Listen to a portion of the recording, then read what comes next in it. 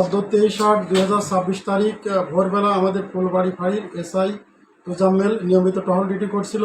তিনি গোপন সংবাদ পান যে মাটিরালি কোটসহ পাড়াস্থ আসামি মনোয়ার হোসেন মোহন তার নিজ বাড়িতে মাদকদ্রব্য ইয়াবানি অবস্থান করছে। তিনি আমাকে জানালে আমি মাননীয় পুলিশ সুপারের অনুমতি নিয়ে সেখানে তুজাম্মেলকে পাঠাই। তার পার্টিসহ মহিলা পুলিশের সাথে ছিল, যা মোহনের বাড়িতে গিয়ে মোহনকে অ্যারেস্ট করার পরে মোহনের দেখানো স্বীকারোক্তি মতে তার বিছানা তোষকের নিচ হতে 2100 পিস অর্থাৎ 2100 পিস ইয়াবা এবং ইয়াবা বিক্রির 37,500 টাকা উদ্ধার করে আলামত এবং টাকা ওখানেই জব্দ করে।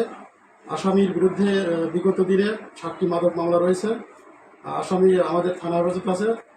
মামলা নিয়ে তাকে আদালতে পাঠানো হবে। এর সাথে কোনো যদি গডফাদার জড়িত থাকে তাদেরকে আমরা আইনের আওতায় নিয়ে আসবো।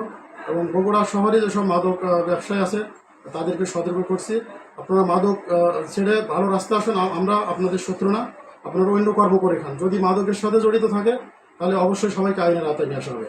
এটা আমাদের মাননীয় পুলিশ সুপারের নির্দেশ, আমাদের যে সদর আসনের মাননীয় এমপি জনাব রেজাউল করিম বাচ্চা স্যারের নির্দেশ।